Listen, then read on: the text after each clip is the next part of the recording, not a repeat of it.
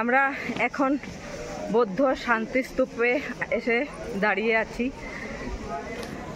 বিশাল শান্তি স্তূপ। হাই বন্ধুরা, আমরা এখন ধাউলির শান্তি স্তূপ দেখতে যাব। তার আগে তো পেট পূজা করতে হবে, তাই আমরা একটা রেস্টুরেন্টে এসেছি। এইটা নাকি উড়িষ্যা সরকারের এইডে বানানো আর খুব নামি একটা রেস্টুরেন্ট। দেখি তো কেমন। এটা মুড়ি, এটা মাটন, মুড়ি মাটন, উড়িষ্যার স্পেশাল ডিশ মুড়ি মাটন। আমরা এই রেস্টুরেন্টে খেলাম, এটার নাম Nimantran. Nimantran an authentic Oriya casino restaurant. ভালো লাগলো খেতে। তো আমরা রমা দেবী ওমেন্স কলেজের সামনে দাঁড়িয়ে আছি। একটা অটো বা কিছু বুক করবো, করে তারপরে যাব। আমরা তো কেবে উঠে গেছি, এখন ধাউলিতে যাব বুদ্ধ স্তূপা দেখতে। Dhauli peace pagoda 3 kilometre. Continue on National Highway 316 for 1.5 kilometers.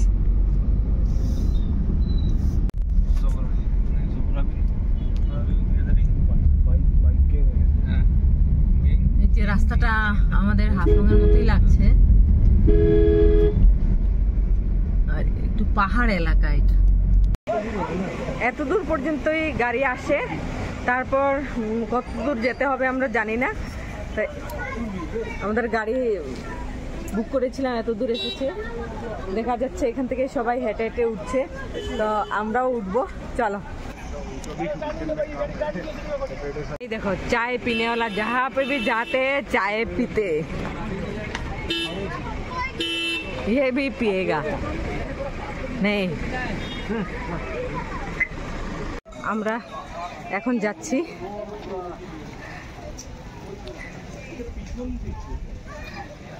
এই দিকটা দিয়ে, রাস্তাটা এই দিক দিয়ে অনেকগুলো সিঁড়ি দিয়ে উপরে শান্তি স্তূপ। এটা শান্তি পাগোডা বলা হয়। দুই দিকে দুটা সিংহ আছে। প্রথমে আমি মন্দিরটা একবার পরিক্রমা করে নিই, তারপরে উপরে উঠব।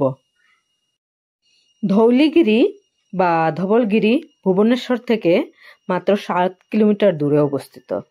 এখানেই নাকি কলিঙ্গ যুদ্ধ হয়েছিল। এই জায়গার চারপাশে সংঘটিত হয়েছিল সেই ভয়ঙ্কর যুদ্ধ।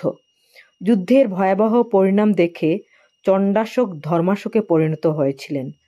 ভগবান বুদ্ধের তিনি শরণাগত হয়েছিলেন। শান্তির বাণী সারা বিশ্বে তিনি প্রচারও করেছিলেন।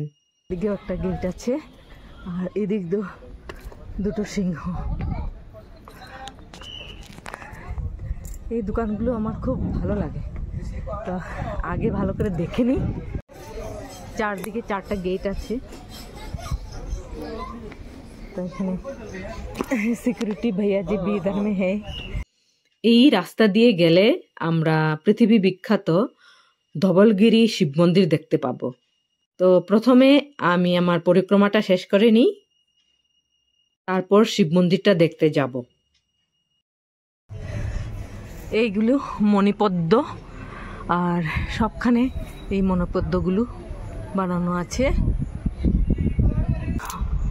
এইদিকেও দুটো সিংহ আছে।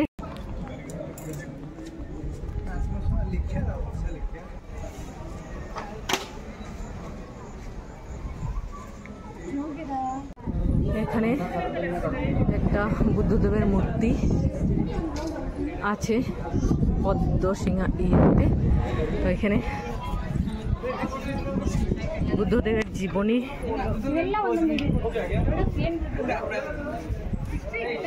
এখানে সব কিছু এখানে সুন্দর পেন্টিং করে রেখেছে। আবার সাইড বাই সাইড ভুবনেশ্বর শহর এখান থেকে দেখা যাচ্ছে।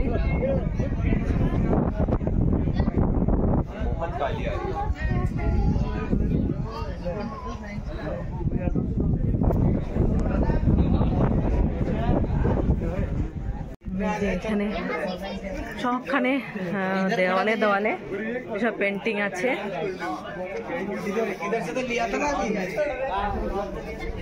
তারপরে এখানে বিশাল আকায় সিংহ দুটো আছে।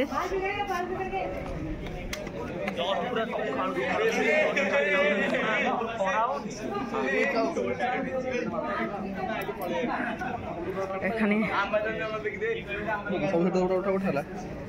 সাহিত্য বুদ্ধ আছে।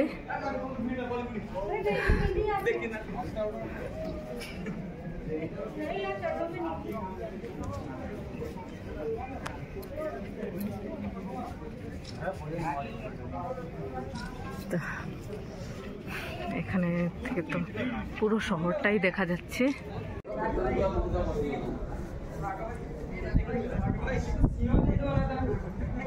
এখানে একটি খণ্ডিত গণেশ মূর্তি দেখতে পাচ্ছি। এই গণেশ মূর্তিটা বহু প্রাচীন দেখেই বোঝা যাচ্ছে।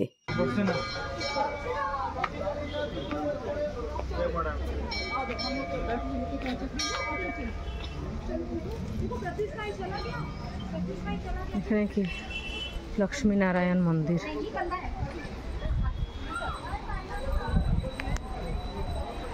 লক্ষ্মী নারায়ণ মন্দির।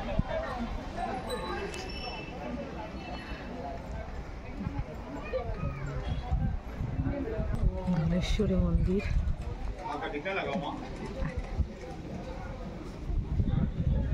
এইখানে বহুত পুরনো নাকি একটা করিডোর দেওয়া আছে।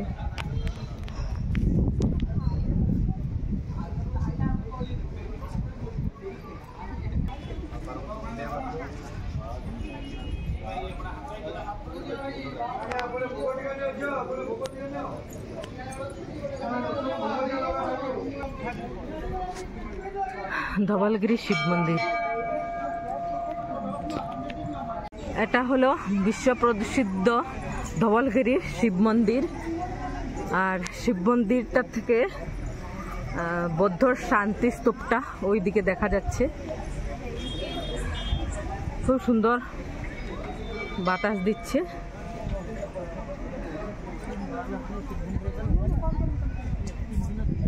আমরা ধবলগিরি শিব মন্দির থেকে এখানে এসেছি। এখানে লেখা আছে গুপ্ত সুরঙ্গ ওয়ে টু খণ্ডগিরি 15 কিলোমিটার। এখান থেকে গুপ্ত সুরঙ্গ আছে। তা আমরা গুপ্ত সুরঙ্গের দিকে যাই।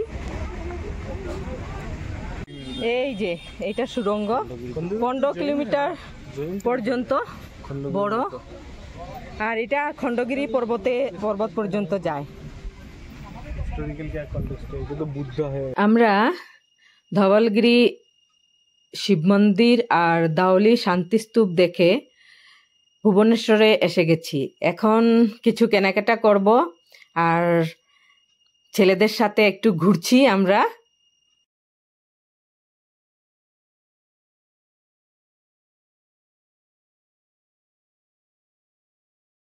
রাতের ভুবনেশ্বর দেখতে খুব সুন্দর, এক মায়াময় পরিবেশ যেন সৃষ্টি হচ্ছে। তো হাঁটতে হাঁটতে আমরা অনেক এগিয়ে গেলাম। আর এখানে একটা বাঁশ দিয়ে বানানো একটা সুন্দর কারুকার্য দেখতে পেলাম। আমাদের এখানেও কত বাঁশ আছে। বাঁশ দিয়ে যদি এমন কোনো কলাকৃতি বানিয়ে রাখতো তাহলে কত সুন্দর লাগতো, সেটাই আমি ভাবছি। উড়িষ্যাতে খুব একটা গরম নাই, হাঁটতে খুব ভালো লাগছে। এখন প্রায় 8:30 বাজে। কিছু একটা খেয়ে নিয়ে আমরা ছেলের হোস্টেলে চলে যাব।